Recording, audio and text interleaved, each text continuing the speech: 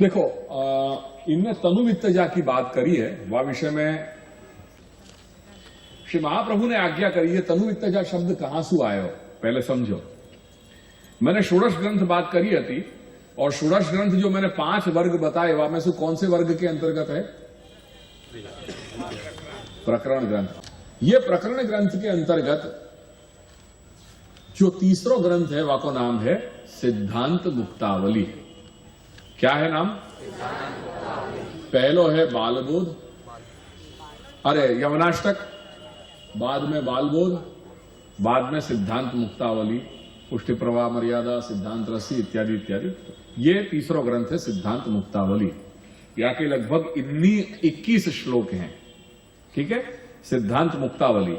सिद्धांत मुक्तावली में श्री महाप्रभु ने अपने सिद्धांतन को विशेष निश्चय या ग्रंथ में सिद्धांत मुक्तावली में बताया है। और वो ग्रंथ में प्रारंभ हो रहा है, वहीं से चलने दें, पहले श्लोक से चलने दें, क्योंकि दूसरे पे ही अपना है। मंगलाचरण कर रहे हैं आप, वह स्क्रीन पे देखो या कुछ थोड़ा बड़ा कर दें। ग्रंथ को प्रारंभ मंगलाचरण से कियो जा रहे हो, और मंगलाचरण में पहले आज्ञा कर रहे हैं, नत्वा हरिम प्रवक्ष्यामि स्वसिद्धांत विनिश्चयम कृष्ण सेवा सदा कार्या मानसी सा परामता। मिल गए अक्षर? देखे, नत्वा हरिम प्रवक्ष्यामि। अब या को जब हम अन्वय करेंगे, हरिम नत्वा, भगवान हरि को नमन करके, स्वसिद्धांत विशेष निश्चयम प्रवक्ष्यामि, मेरे सिद्धांतों का विशेष निश्चय भली भांति कहूंगा। कौन कह रहे हो? ये श्री महाप्रभु आज्ञा कर रहे हैं। भगवान हरि को नमन करके मेरे सिद्धांतों का विशेष निश्चय, स्व सिद्धांत विनिश्चय। ख्याल आ गया? तो स्व मतलब मेरे, सिद्धांत सिद्धांतों का, सिद्ध है अंत जिसका, सिद्धांत, और विनिश्चय विशेष रूप से निश्चय, प्रवक्ष्यामि, वक्ष्यामि जो है वो कहूंगा, और प्र उपसर्ग अच्छी तरीके से भली भांति रूप से मैं कहूंगा। वो विशेष निश्चय सिद्धांत क्या है? तो अब दूसरी लाइन में वो सिद्धांत बता रहे हैं। श्री महाप्रभु स्पष्ट हमें यह आज्ञा कह रहे हैं, मेरा सिद्धांत यह है कि हर जीव को कृष्ण की सेवा सदा करनी चाहिए। कृष्ण सेवा सदा कार्या, भगवान कृष्ण की सेवा सदा करनी चाहिए। एक बात, मानसी सा परामता, वो सेवा में जो मानसी है वो परा मतलब उत्तमा, मता उत्तम मानी गई है। कृष्ण की सेवा सदा करनी चाहिए, वो कृष्ण सेवा में जो मानसी सेवा है उसे उत्तम माना गया है। ठीक है, आगे हो ख्याल में? अब आगे देखो क्या कह रहे हैं। एतस्तत्प्रवणं सेवा तत्सिद्ध्यै तनुवित्तजा ततः संसार दुःखस्य निवृत्तिर्ब्रह्मबोधनम। ये दूसरा श्लोक आया। कृष्ण की सेवा सदा करनी चाहिए, वो सेवा में मानसी उत्तम मानी गई है। इतना कहने के बाद कह रहे हैं कृष्ण की सेवा करनी चाहिए। सेवा क्या होती है भगवान? सेवा किसको कहते हैं? सेवा का लक्षण क्या है? सेवा की परिभाषा क्या है? हाउ डू यू डिफाइन सेवा? तो कह रहे हैं चेतस तत्प्रवणम सेवा, चित्त का तत्प्रवण होना। तत्प्रवण यानी उन भगवान में प्रवण हो जाना, एक तान हो जाना, उसका मतलब है सेवा। ठीक है, चित्त का, हमारी जो चित्त की जो वृत्तियां हैं, वो चित्त की वृत्तियों को भगवद एक तान रूप बना देना। तैल धारावत अविच्छिन्न गति, जैसे तेल की धार होती है सीधी ही जाती है, वो टिप टिप टिप टिप करके नहीं जाती। तो तेल की धारा जैसे अविच्छिन्न रूप से जब जाती है, ऐसे अविच्छिन्न रूप से जब मन, हमारे अंतःकरण की गति भगवान में जब हो जाएगी, जब तत्प्रवण हो जाएगी, उसको कहते हैं सेवा। क्लियर? भगवान वो प्रवणता कैसे आएगी? तत्प्रवणता कैसे सिद्ध होगी? तो श्री महाप्रभु ठीक है वो भी बता रहा हूं। तत्सिद्ध्यै तनुवित्तजा, आपने आज्ञा कर दी कृष्ण सेवा सदा करनी है, भगवान मुझे सेवा करनी है। सेवा पता नहीं सेवा किसको कहते हैं, तो आपने समझाया चेतस तत्प्रवणम सेवा, चित्त का तत्प्रवण हो जाना, भगवान में प्रवण हो जाना, उसका नाम है सेवा। ठीक है, अब वो तत्प्रवणता कैसे प्राप्त करनी मुझे? तो कह रहे हैं वो भी तुझे बता रहा हूं। तत्सिद्ध्यै, वो प्रवणता सिद्ध करने के लिए तुझे तनुवित्तजा, तनुवित्तजा सेवा करनी पड़ेगी। जब तू तनुवित्तजा करेगा तो करते करते तुझे मानसी सिद्ध हो जाएगी, जिसे मैं उत्तम मानता हूं। मानसी सा परामता, जिसे मैं उत्तम मानता हूं। ठीक है, आ गई यहां तक बात क्लियर? यहां तक कोई चीज नहीं समझ में आई ऐसी कुछ तो मैं आगे बढ़ूं। क्लियर? अब यहां तनुवित्तजा है, ठीक है। अब श्री गोसाई जी क्या आज्ञा कर रहे हैं वो देखो, इसी के तनुवित्तजा के शब्द में, क्योंकि इनका शब्द था कि तनुवित्तजा किसे कहते हैं। तनुवित्तजा में दो शब्द हैं, तन और वित्त। तन मतलब शरीर, वित्त मतलब धन, पैसा, द्रव्य। ठीक है, वो वित्त जो है उपलक्षण है, धन पैसा जो भी मानो, जो द्रव्य इत्यादि जो। तो तनुवित्तजा, इसमें दो शब्द हैं, तन और वित्त। और जो जा है वो उससे होने वाली, ये अर्थ में जा शब्द का प्रयोग किया है। संस्कृत भाषा में जो लोग संस्कृत सीखे होंगे तो आपको ख्याल होगा कि हमने भाषा विज्ञान में हमारे यहां समास आता है। समास हम सीखे हैं ना, समास। उन समास में एक समास होता है द्वंद्व। द्वंद्व ये समास का एक प्रकार है, जैसे तत्पुरुष है, कर्मधारय है, ऐसे एक जो समास है वो समास का प्रकार है जिसको हम कहते हैं द्वंद्व। अब मैं वो टेक्निकल डिटेल बताने जा रहा हूं जो भल भले कहने में डरते हैं। सारी कहानी पढ़ जाएंगे, ये चीज छोड़ देंगे और हम कुछ नहीं कहेंगे पर हम वो ही बताएंगे। तो अब मैं आपको वो रहस्य बता रहा हूं, इसको कोई नहीं छेड़ता इस बात को। तनुवित्तजा तो समास किया हुआ है इसमें। समास कब होता है? जब दो या दो से अधिक शब्द जब एक साथ जुड़ते हैं, वो जुड़ने की प्रक्रिया को हम क्या कहते हैं? समास। समसनम नाम समासः। जो लोग संस्कृत पढ़े होंगे, समसनम नाम समासः, तो जुड़ना। दो से अधिक, एक में तो समास बनता ही नहीं है। जब दो हुए तब समस्त हुए, या फिर दो से अधिक, तीन इत्यादि, चार, जो भी जैसे बनाने हो। जैसे युधिष्ठिर, रामश्च कृष्णश्च रामकृष्णौ, या युधिष्ठिरश्च भीमश्च अर्जुनश्च नकुलश्च सहदेवश्च युधिष्ठिर भीमार्जुन नकुल सहदेवाः, तो वो बहुवचन प्रयोग हो गया, ये हमने द्वंद्व समास कर दिया। ऐसे यहां तनु, तनुश्च वित्तंच इति तनु वित्ते, क्योंकि वित्त शब्द जो है वो नपुंसकलिंग प्रयोग है। वित्तम वित्ते वित्तानि, वित्तम वित्तम वित्ते वित्तानि। तो वित्त शब्द में क्योंकि नपुंसकलिंग है, तो नपुंसकलिंग होने के कारण उसका जो द्विवचन है वो वित्ते बनेगा। तो तनुश्च वित्तंच इति तनु वित्ते ताभ्याम जायते इति तनु वित्तजा। इस तरह से हमने उसका समास विग्रह कर लिया, तो ये बन गया तनु वित्तजा शब्द। अब पढ़िए, देखो क्या क्या लिखे हैं, या को थोड़ा बड़ो कर ये नीचे के शब्द, और बड़ो कर। उक्त सेवा साधने इतरे इति आहुः तद इति। श्री गोसाई बाबा आज्ञा, ये श्री गोसाई बाबा के वचन है।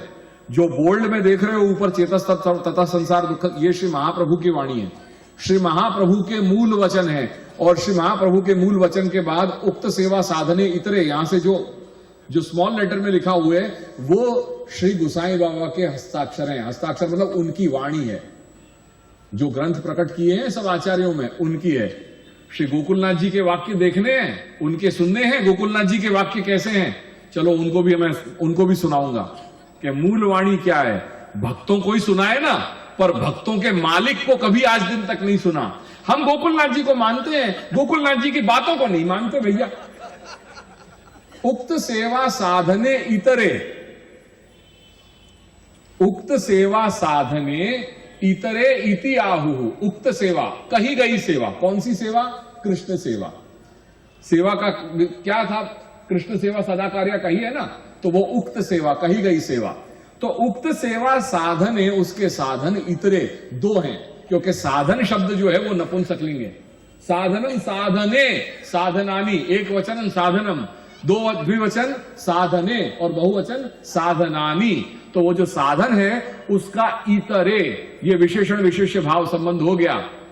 इसलिए साधनम साधने साधनानी, इतरत इतरे इतराणी। तो साधने इतरे, अगर एक वचन होता तो इतरत साधनम, द्विवचन है इसलिए इतरे साधने, और बहुवचन होता तो इतराणी साधनानी।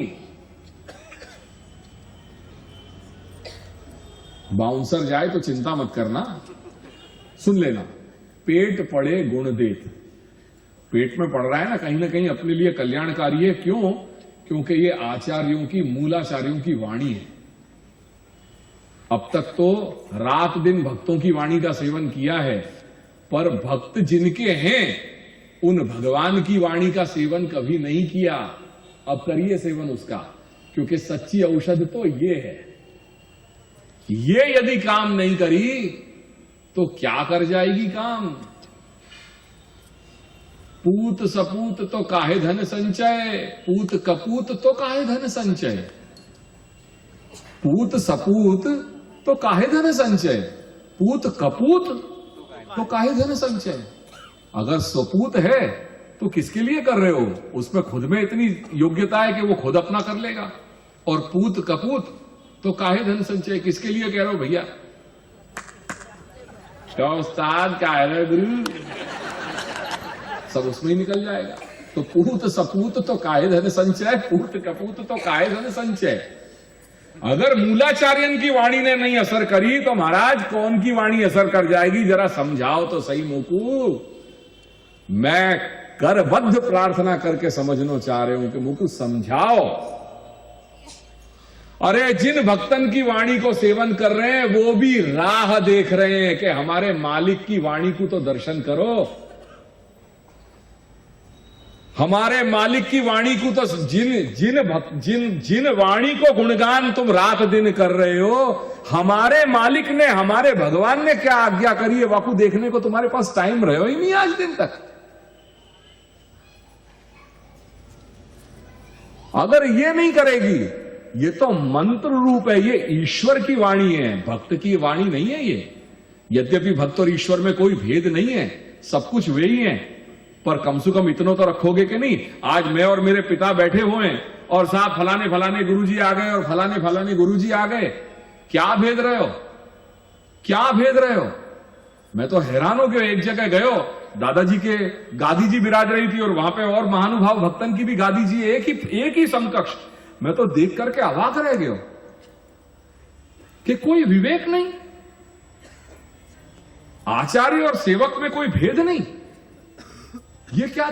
दादाजी ईश्वर है साक्षात, आज ये ऊपर विराज रहे हैं, मैं यहां विराज रहे हूं। मालिक और सेवक को प्रभेद रखोगे कि नहीं रखोगे? कि आज ये बैठे और उनसे बड़े आसन में लगा दिए और मैं वहां जाकर के बैठ जाऊंगा? मोहन भाई जी को कैसो लगेगा वह समय कि तुमने मेरे मालिक की गादी मेरे साथ लगा दी? नहीं, मैं मेरे नाथ को सेवक हूं, मैं मालिक नहीं हूं। गोकुलनाथ मेरे ईश्वर है, भगवान है, मेरे समकक्ष आपने गादी लगा दी उनकी, गोकुलनाथ जी की। कुछ विवेक है कि नहीं कि कौन भक्त और कौन भगवान? सारे प्रभेद मिटा देने हैं। कौन से धर्म में ये बता दियो भाई? कौन से गोकुलनाथ जी को घर ये बता रहे हो? तुम्हारे मन की कल्पना को गोकुलनाथ जी को घर, या मूल आचार्य को जो है गोकुलनाथ जी को घर, ये शिक्षा तुमको दे रहे हो? कोई प्रभेद नहीं। बाप बेटा जा रहे हैं, बेटा के चरण पहले छूलोगे? बाप को स्थान कहां गए हो? सब विवेक जो है वो उठा करके कबाट में ऊपर टांड पे रख दिया है। ये मूलाचार्य की वाणी है, ये मंत्र है, या में ऊर्जा रही हुई है। याली ये कह रहे हैं कि ये अगर कान में भी पड़ी तो वो कान में वो वाणी पढ़ने से हमारे कर्ण पवित्र बने। भले नहीं समझ रहे हो, नहीं मालूम है तुमको, मैं जब ये कह रहे हूं उक्त सेवा साधने इतरे इति आहु तद इति चेतस तत्प्रवणम सेवा, वो श्री महाप्रभु की वाणी है, श्री गोसाई जी की वाणी है, और वो आचार्य स्थान मेरे द्वारा आप वह चीज को श्रवण कर रहे हो। अगर या चीज ने असर नहीं की, अगर या ने तुम्हारा जो है हृदय जो है हिलायो नहीं, तो फिर कहां कौन सी चीज हिलाएगी तुमको? फिर तो सुषुप्ति के महाअंधकार में डूबे हो और वह कोई तुम्हारा फिर निस्तार, कोई तुमको जो है वो या भवसागर में से फिर तार नहीं सके। भवसागर में से तार करने को एकमात्र ये है उपाय, और ये है आचार्य की वाणी, श्री महाप्रभु की वाणी, या के अलावा कोई दूसरा रास्ता नहीं है। वेदर यू लाइक इट और नॉट, नहीं पसंद है नहीं है, तुम्हारा अपना हेडक है। सत्य वासु कोई बदले नहीं है, सत्य तुम्हारी मान्यता को सापेक्ष नहीं है, तो सत्य सत्य हतो रहेगो, तुम्हारी मान्यता है तुम अपने पास रखो। उक्त सेवा साधने, उक्त सेवा कृष्ण सेवा एना बे साधन कहेवामां આવ્યા છે। एक वित्तम दत्वा, शब्द जुओ, वित्तम दत्वा अन्येन पुरुषेण कृत्वा, वित्त आपीने दत्वा देकर, वित्त देकर अन्येन पुरुषेण अन्य पुरुष के द्वारा कृत्वा करके कारिता कराई जाने वाली एका, एक तो वो सेवा हुई कि जो वित्त देकर अन्य पुरुष के द्वारा करके कराई जा रही है, वो एक सेवा हुई। मतलब क्या हुआ? फाइनेंस, जो फाइनेंसर है कौन? हम लोग, हम फाइनेंसर बन गए क्योंकि हम फाइनेंस कर रहे हैं। हमने किसी एक व्यक्ति को सौंप दिया कि मैं तुझे ये पैसा दे रहा हूं इतना, अब तू मेरे ठाकुर जी की सेवा कर ले। तो हमने कौन सी सेवा की? तनुजा की या वित्तजा की? क्लियर? फिर बोलिए क्या कही? क्लियर है? वित्तजा का मतलब क्या है? फाइनेंसिंग पार्ट कौन है? हम फाइनेंसर हुए। स्पष्ट हो गया ना? कोई इसमें अब कोई संशय तो नहीं है ना? तो ये एक तो ये प्रकार हुआ। अब दूसरा क्या है? एतादृशेन, एतादृशेन यानी इस तरह के पुंसा, इस तरह के व्यक्ति के द्वारा की जाने वाली अपरा। तो एतादृश्य मतलब को एतादृशेन मतलब क्या? जिसने वित्त लिया आपका, उसके द्वारा जो की जा रही है वो हुई अपरा, मतलब दूसरी। वो कौन सी हुई? तनुजा। एग्जैक्टली, वो हुई तनुजा, क्योंकि वो क्या कर रहा है? उसने पैसा ले लिया, अब सेवा वो कर रहा है पैसा लेकर के। तो उसमें उसकी जो वो कर रहा है सेवा, वो तनुजा हुई या वित्तजा हुई? तनुजा हुई। तो ये दो अलग बात पहले समझ लो, इसलिए ये समझ में आ गया ना कि तनुजा क्या है, वित्तजा क्या है। तनुजा जो ले रहा, जो कर रहा है वो, और वित्तजा वो कि जो फाइनेंसर है वो। वैष्णव में यूजुअली क्या होते हैं, मंदिरों में जो देखने में आता है कि फाइनेंसर हम होते हैं और मुखिया जी जो करते हैं वो तनुजा कर रहा है। ठीक है, वित्तजा कोई और ने की, तनुजा सेवा कोई और ने की। ये दो अलग हो गई। अब श्री गोसाई जी क्या कह रहे हैं? एतादृश्यौते, एतादृश्यौ, ये एक वचन है, द्विवचन है कि बहुवचन है? द्विवचन। एतादृश्यौ ये द्विवचन है, क्योंकि हम दो की ही बात कर रहे हैं, तीसरी तो आई नहीं है। तो एतादृश्यौ मतलब ये तनुजा और वित्तजा, इस प्रकार की ये जो दोनों सेवाएं आपने बताई हैं, वो ते, क्योंकि सेवा है और सेवा का, सेवा स्त्रीलिंग है, और स्त्रीलिंग में बहुवचन द्विवचन भी सा ते ताहा। साधनम जो है वो नपुंसकलिंग था, नपुंसकलिंग में भी द्विवचन जो है वो वही आएगा जो स्त्रीलिंग का भी द्विवचन है। तो तत्ते तानी, तत्ते तानी ये नपुंसकलिंग, और साते ताहा, ताम ते ताहा ये स्त्रीलिंग। ये कोई हम कथक नहीं कर रहे हैं यहां पे, साते ताहा, ताम ते ताहा, तथा तथा तथा, वो ये कोई कथक नहीं हो रहा है। तो एतादृश्यौ ते तत्साधिके, ये मैं इसलिए ये आपको पॉइंटर्स दे रहा हूं कि अपने मार्ग को समझो कि ये मार्ग ऐसे ही एत्य धट्युत्सु ठोक नहीं दिया है। भाव करेगा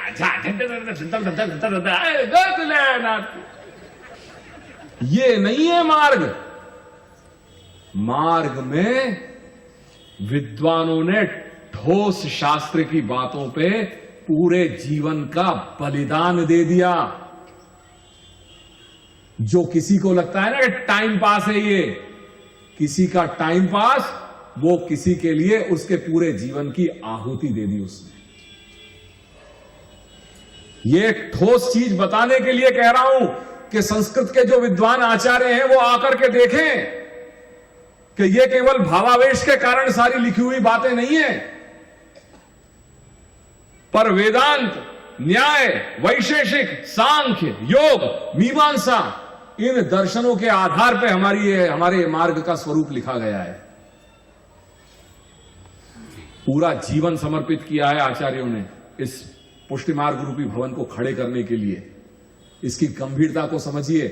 और ये मैं संस्कृत के भाषा विज्ञान, ग्रामेटिकली ये चीज प्रूव करके बता रहा हूं। जो भी है, तो यहां संपूर्णानंद का केंद्र रहा है ये, बनारस तो जो है विद्वानों की नगरी है। ये बात जाए कि हमारे यहां ये जब बात साधना प्रणाली कही गई है, उसके भाषा विज्ञान की दृष्टि से भी सारी आधारभूत बातें कही गई हैं। शब्दों की व्युत्पत्ति के आधार पर ये सारी बातें करी गई हैं।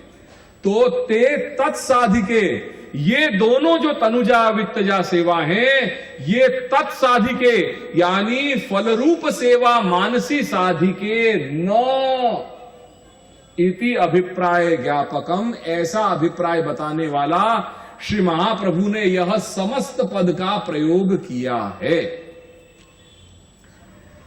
श्री महाप्रभु चाहते तो ये तनुजा वित्तजा अलग भी कर सकते थे, पर श्री महाप्रभु ने इसको जानबूझ करके समस्त पद बनाया, एक बनाया।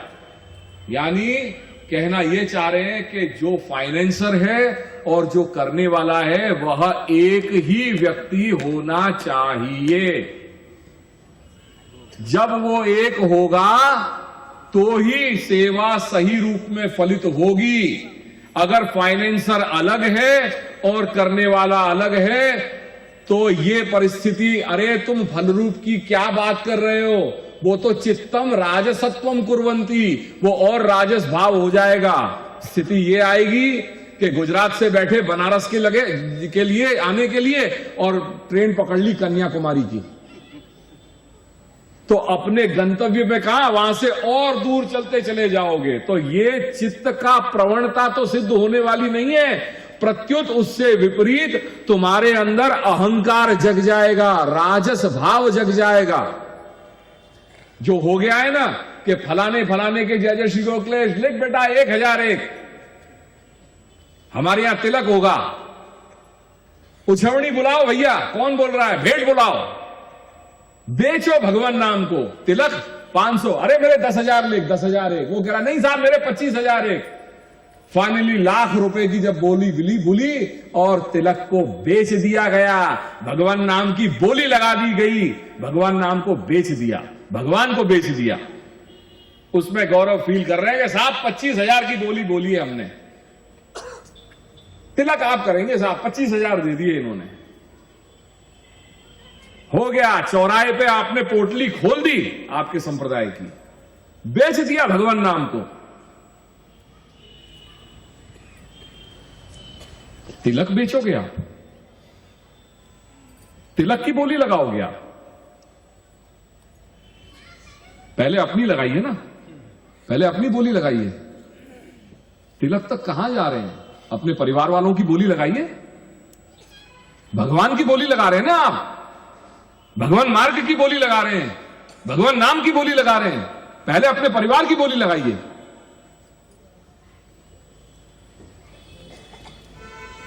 वल्लभाधीश का मार्ग है ये, इसमें हमारी भाव, जो हमारी ये उच्छृंखलताएं, ये नहीं चलती। भगवान नाम का जो विक्रय करता है उसकी दशा सुनिए, निकाल। शास्त्र ये कह रहा है कि जो भगवान नाम को बेचता है, जो बोलियां बोलती है ना कि फलाने के 500 लिखो, भैया हमारे जय जय श्री उपदेश, ये हमारे ये वो हमारे ये जो उछवनी होती है अपने यहां, उसके लिए शास्त्र क्या कह रहा है सुनिए। जो भगवान को और भगवान नाम को जो बेचता है वो महापतित है, देवलक है, और वो चांडाल के भी स्पर्श से ज्यादा गर्हित व्यक्ति है। और ऐसे का अगर स्पर्श भी हो जाए ऐसे व्यक्ति का, तो पहरे कपड़े पहले जाकर के नहाइए और कंठी बदलिए। यह भगवान नाम को बेचने वाले की यह गति बताई है शास्त्र में।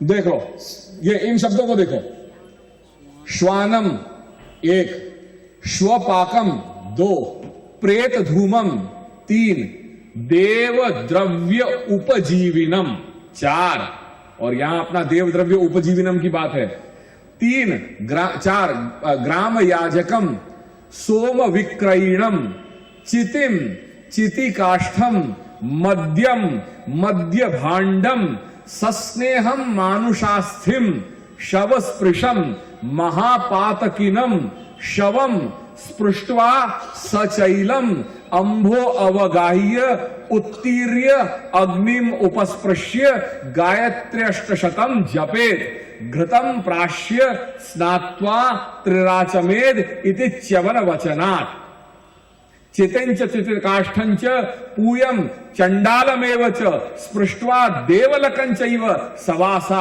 जलमाविशेत देवार्चन परो यस्तु वित्तार्थी वत्सरत्रयम सवै देवलको नाम हव्य कव्येषु गर्हितः। ये पुरुषोत्तम जी के द्रव्य शुद्धि के वाक्य। अब इसकी हिंदी भाषा पढ़िए। कुत्ते का, चांडाल का, प्रेत धूम का, देव द्रव्य उपजीवी का, ग्राम याजक का, सोम विक्रेता का, चिता का, चिता काष्ठ का, चर्बी युक्त मानुष अस्थि का, शव के स्पर्श का, सब स्पर्श करने वाले का, महापातकी का, तथा शव का स्पर्श करने पर सवस्त्र जल में डुबकी लगाने के बाद बाहर आने पर अग्नि का उपस्पर्श करके 108 गायत्री का जप करना चाहिए और घृत प्राशन कर त्रिराचमन करना चाहिए, ऐसा च्यवन वचन है। चिता, चिता की लकड़ी, पूय, चांडाल तथा देवलक। देवलक कौन हुआ? जो भगवान और भगवान नाम का विक्रय करता हो उसको देवलक कहते हैं। अगर आपके समाज में बोली जाती है तो आप देवलक ही हुए, हम सब देवलक हो गए। और ऐसे देवलक का स्पर्श होने पर सवस्त्र जल में डुबकी लगानी चाहिए। 3 वर्ष पर्यंत जो वित्तार्थी होकर देवार्चन करता है उसे हव्य कव्य में गर्हित समझना चाहिए। उसको he is barred, he will no longer. अगर कोई 3 साल तक ये प्रकार चलाता है तो शास्त्र में स्पष्ट कहा गया है कि he is debarred from every religious activity.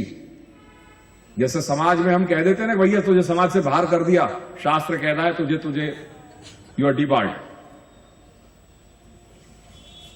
पूरा काम।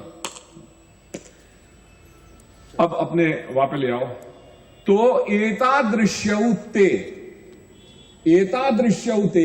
ये जो 2 सेवाएं जब अलग अलग की जाएंगी, तनुजा और वित्तजा यदि अलग करोगे तो तत्साधिके न फलरूप सेवा साधिके न इति अभिप्राय ज्ञापकम समस्तम पदम। इसलिए श्री महाप्रभु ने जानबूझकर एक समस्त पद का प्रयोग किया है। नहीं तो ये भी कह सकते थे, आज्ञा कर सकते थे, चेतस तत्प्रवणम सेवा तत्सिद्ध्यै तनुजा वित्तजा, ऐसा भी कुछ कह सकते थे, पर ये नहीं कहा। क्या कहा? तनु वित्तजा, तन और वित्त को जोड़ दिया।